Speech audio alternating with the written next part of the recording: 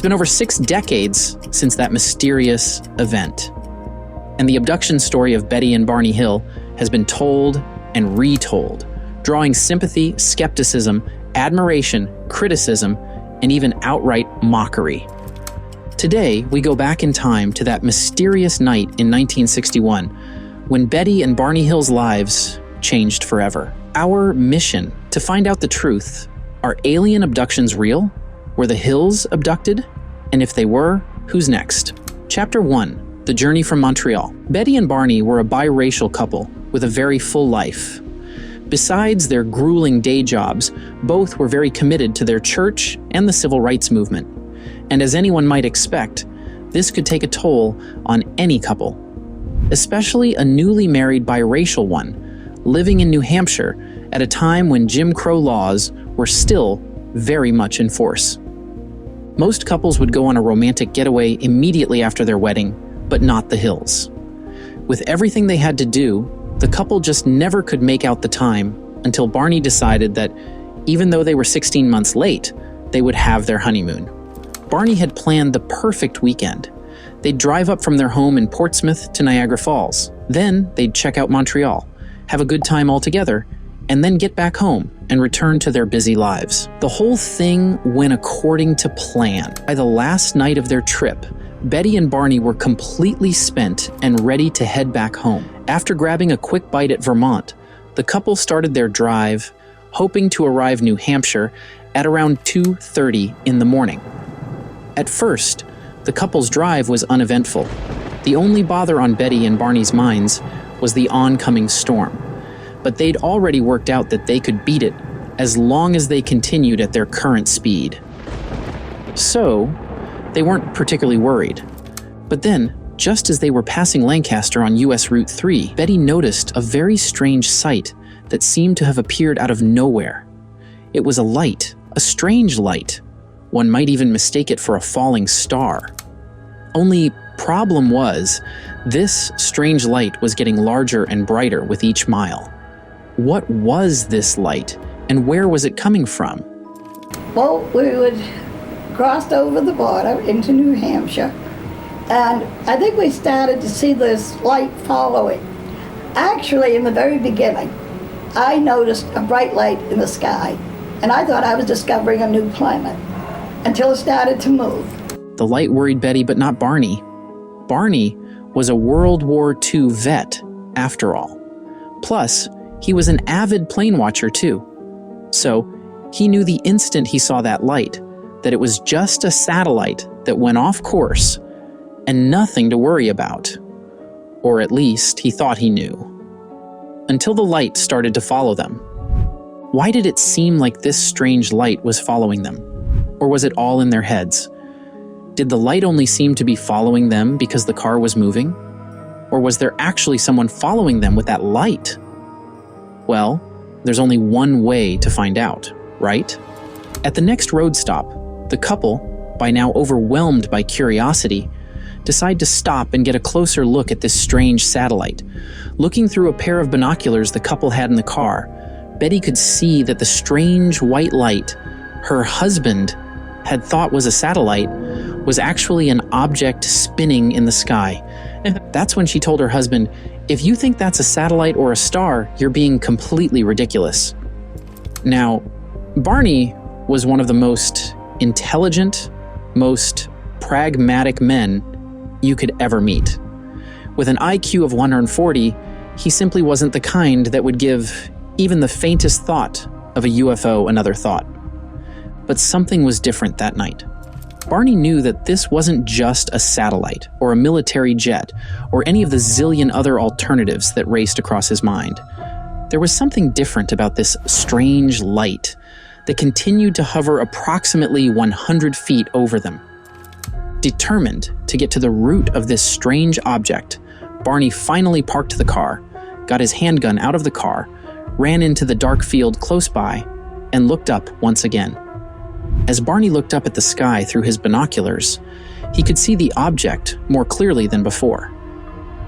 "My God, what is this thing?"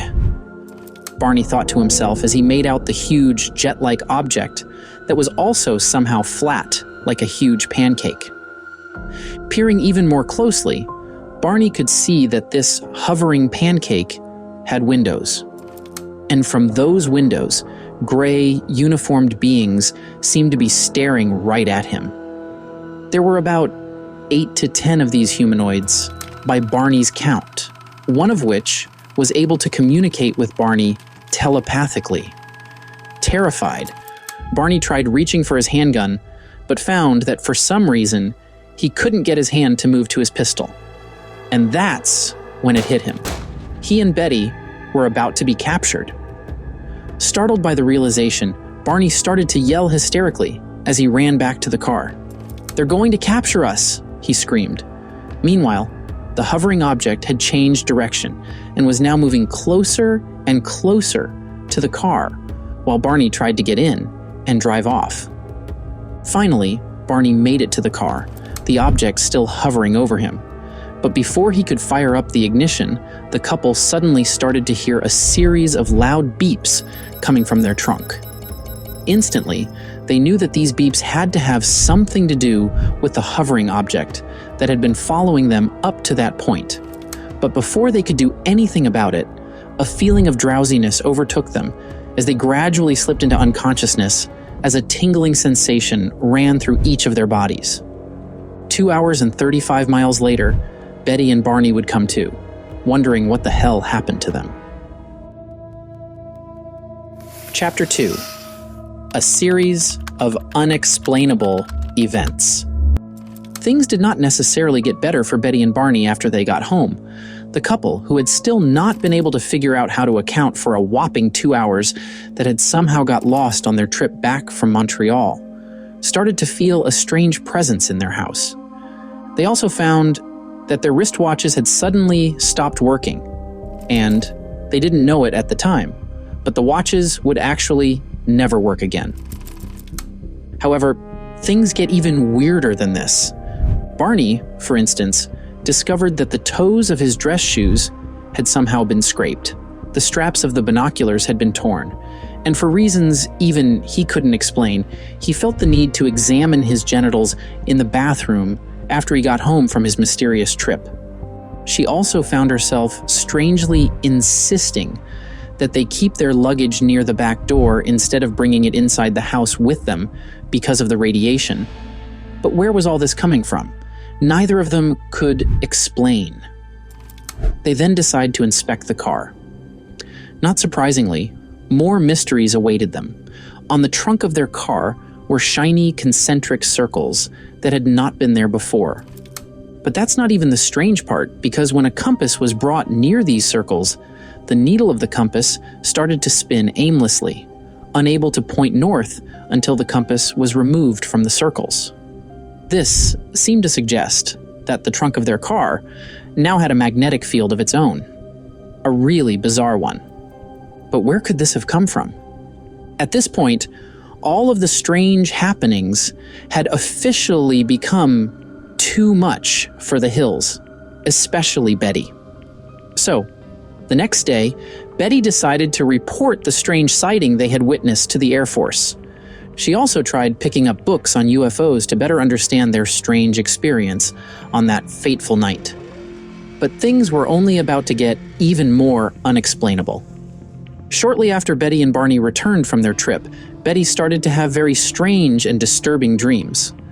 Though not technically nightmares, the dreams were still quite troubling for Betty. And it definitely didn't help when Barney, who had never had a single anxious bone in his body before then, started to develop anxiety along with an ulcer. All of this went on for a couple of years until finally, with no way to explain the bizarreness in their lives, the couple decided it was time to seek help. Benjamin Simon came highly recommended. He was a respected psychiatrist and neurologist with a specialty in hypnosis, which was still a mainstream technique at the time. So the Hills decided to give him a try. Week after week, the couple sat with Dr. Simon trying to piece together what exactly had happened to them in those missing 2 hours of that strange September night.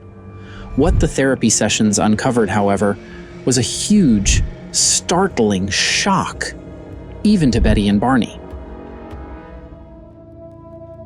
The last thing Betty and Barney could remember about their mysterious trip back from Montreal was the flying vessel landing on their car and putting them to sleep while Barney tried to drive off.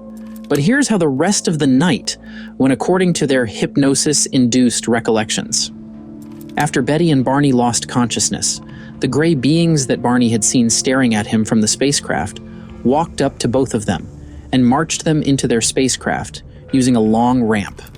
Once inside the spacecraft, the beings then separated Betty and Barney, taking them into their examination room in turns. Betty and Barney recalled that the walls of the examination room were curved with one huge light hanging from the ceiling. Also, in the middle of the room was a short metal table where each of them were examined. Needless to say, the examinations were really strange. First, the uniformed beings stripped Betty and Barney of their clothes. Then they plucked their hair, clipped their nails, and scraped their skin. After collecting these samples, they placed them on something that looked like glass slides and set them aside. Next, the gray beings probed their heads, arms, legs, and spines, using needles that were connected to very long wires. Betty deduced that one of the tests carried out on her was probably a pregnancy test, because they stuck a very large needle into her belly and then twisted it. But it really hurt her, so they stopped and didn't carry on with the test. Through all of this, the beings seemed obviously fascinated with the human body. For instance, when they found out that Barney's teeth were removable, they got visibly excited. Of course, the removable teeth were actually dentures, and Betty would try to explain that to them. But the beings didn't seem able to understand what Betty was trying to say. Meanwhile, as all of this was going on, one of the beings whom Betty and Barney assumed to be the leader of the group stood off to the side and watched as all the exams were carried out. Betty would eventually get some alone time with the leader. And when she did, she proceeded to ask the being where exactly the spacecraft had flown to. The leader of the beings, however, jokingly evaded her question, but apparently the being later showed Betty a star map, because later under hypnosis, she would draw a star map, which she said was shown to her on the spacecraft. Once the examinations had been completed and the leader had finished his conversation with Betty, both Betty and Barney were ushered off the spacecraft and back to their cars. No harm was done to them. The couple then waved goodbye to the gray beings as they made their way back to wherever they came from. And then, a few moments later, Betty and Barney would wake up from their unconsciousness. Even though it was their recollection, Betty and Barney still found this experience very incredible. And so, they kept their findings to themselves until a journalist somehow got hold of their hypnosis tapes and leaked the story to a publication called the Boston Traveler. Just like that, the story went viral. It wasn't the first story of alien abduction that the world had ever heard, but it was the first hostile alien encounter to ever be reported, which made most people intrigued. Still, one question nagged at the back of everyone's minds like it always does in UFO cases. Were Betty and Barney really abducted by aliens, or could their experience have been explained any other way? For many, though, the answer was simple. There was just no other way to explain Betty and Barney's experience. Chapter 3. Aams Razor. There are many aspects of Betty and Barney's experience that simply cannot be accounted for unless we take what they narrated at face value. To recount, here are some of the things that they couldn't explain. Their watches stopped working and never worked again. The weird time loss that neither of them could account for. Waking up 35 miles away from where they had stopped to observe the flying vessel, but not remembering making that drive. Betty's dress was mysteriously torn and had a weird pink powder on it. Barney's shoes were mysteriously scuffed. The strap of their binoculars somehow got torn. Their car had shiny concentric circles that seemed to have a bizarre magnetic force field. Barney felt oddly compelled to inspect his genitals for reasons he couldn't explain. The sudden onset of anxiety and ulcer that Barney experienced. Betty even recalled coming back home one day and finding some dried leaves on their table, along with the earrings she had worn on the day of her trip. Now, you could say that the odds of all these things happening randomly and coincidentally to just one couple are present, but they are also very low. And that argument still isn't even the nail in the coffin. Let's talk about the star map that Betty drew during her hypnosis session. According to what Betty recalled from hypnosis, this map was shown to her by the leader when she was in the spacecraft. Now, here's the very weird thing that ufologists found when they examined Betty's star map. The star map matches precisely, star for star, with the Zeta Reticuli pattern. But that's not even the shocker. The big shocker is that Betty drew this map at a point when the Zeta Reticuli had not even been discovered. And since Betty was not an astronomer and had no way of knowing star patterns or how they're formed, it confirms for us that Betty was actually shown this map by aliens, which is why her drawing was so startlingly accurate. Here is another interesting thing. Ufologists have also found that the base stars in this arrangement, Zeta 1 and Zeta 2, are actually quite special. This discovery blows the Betty and Barney Hill case wide open because it confirms for us that Betty's star map wasn't phony. And also because Bob Lazar, former US government physicist, has also admitted that he once worked on a UFO that he and the government knew for a fact came from Zeta Reticuli. Think this is crazy? Well, it gets more insane. The US Air Force has a document called Project Blue Book. It's a document that contains reports on studies carried out by the Air Force on UFOs. Now, according to report 107.3 of Project Blue Book, that same night when Betty and Barney Hill were allegedly abducted, about 6 or 7 hours prior, the Air Force had noticed an erratic, slow-moving object traveling over Vermont at high altitude. However, they dismissed the object, concluding that it was just a weather balloon. Interestingly, this was the same conclusion they came to during the Roswell incident, before they later admitted that their explanation was a cover-up. But that's a whole other rabbit hole that you can jump into by clicking on this link. For now, we now know that whatever Betty and Barney saw that night wasn't in their heads. It was real. The Air Force might have said it was just a weather balloon, but they also only saw it about 6 hours before the Hills. Betty and Barney, on the other hand, saw it at a much closer range, which would make their assessment more reliable. Besides, Betty and Barney Hill's story of alien abduction is far from being one of a kind. Before and after Betty and Barney, many have come out to talk about being abducted by aliens, and experts have noticed common markers that seem to follow every alien abduction testimony. That is, abductees almost always become unconscious, lose time, undergo medical examinations, and then forget most of their experiences with these humanoids when they regain consciousness. And this definitely was the case with Whitley Strieber, best-selling author with global acclaim, who was a staunch UFO skeptic until he had an abduction experience himself.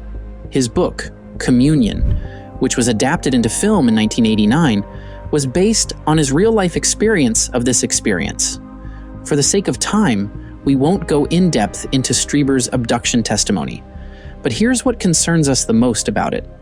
His experiences with the aliens during his abduction were eerily close to what the Hills experienced. Under hypnosis, Strieber recalled being taken into a spacecraft, meeting different kinds of aliens, and being put through several medical experiments. It's just the same as what the Hills experienced, which should make anyone think. Betty, Barney, Whitley Strieber, and dozens of others, including little children, who have made this claim of alien abduction, can't all be making this up. Or could they? Chapter 4. The Other Side of the Story. The truth is, as credible as Betty and Barney's story sounds, there are a few holes that could be poked into their claims that leave room for serious doubt. To begin with, the method used to recover Betty and Barney's memories is one that has been rejected by mainstream psychologists for its questionable results. Not only is hypnosis an unreliable method for recovering repressed memories, but it has also been proven that hypnosis can even be used to implant false memories. Chances for this become even higher if the therapist has limited knowledge of the suggestibility of the mind during hypnosis. Because contrary to what most of us think, the memory is actually very malleable and not as rigid as we imagine. Dr. Benjamin Simon, the psychologist who hypnotized the Hills and helped them remember their alleged abduction, didn't even take the Hills' recollection seriously. While he did believe that the Hills didn't make up their story, he did think that the Hills' recollection was more evidence of suppressed racial anxieties than an alien abduction. Dr. Simon also concluded that a lot of what Barney recollected was probably influenced by Betty. Here's what he means by that. A lot of the time, what often goes unmentioned in the Betty and Barney Hill abduction story is that a lot of what Betty and Barney recollected during their hypnosis was actually also dreamed by Betty. It may not prove anything, but it's something to think about. For instance, the medical exams, speaking to the leader of the aliens and asking the being where it came from, being shown a map of stars, all were dreamed by Betty. So, it was Dr. Simon's opinion that Betty told these dreams to her husband over the years, and then he absorbed them, which was why he was able to recollect them during hypnosis. Besides, Betty and Barney's recalls weren't even in agreement in several areas.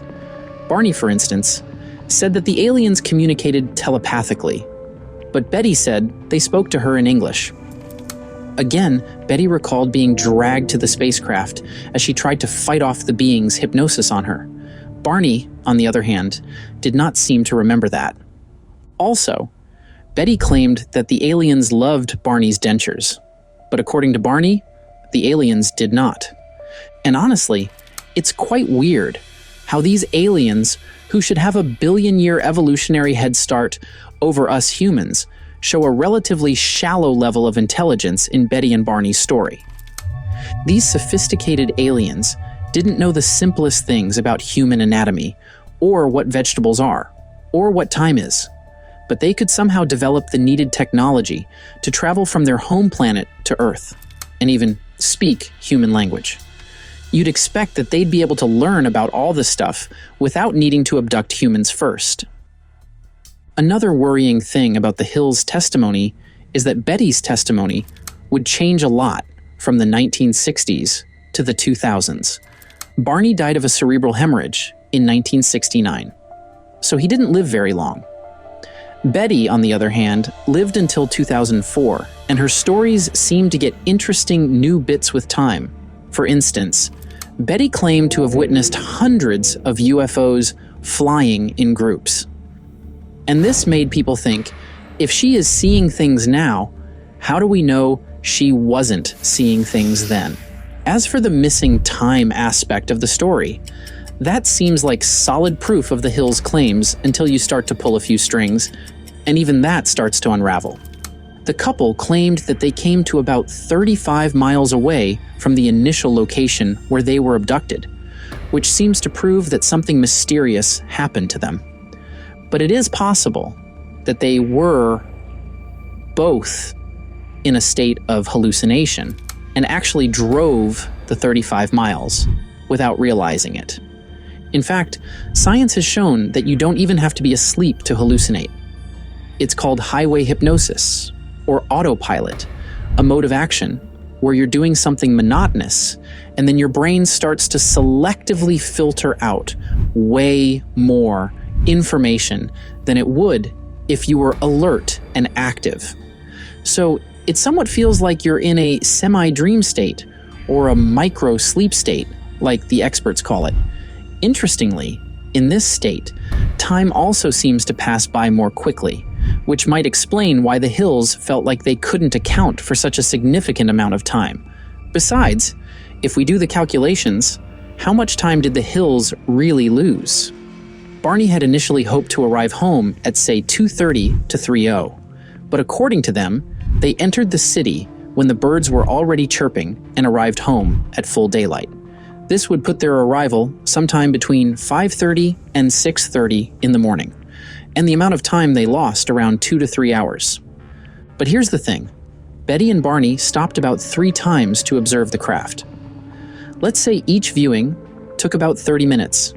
That's already 90 minutes accounted for, pushing their arrival time to about 4 to 4:30 in the morning.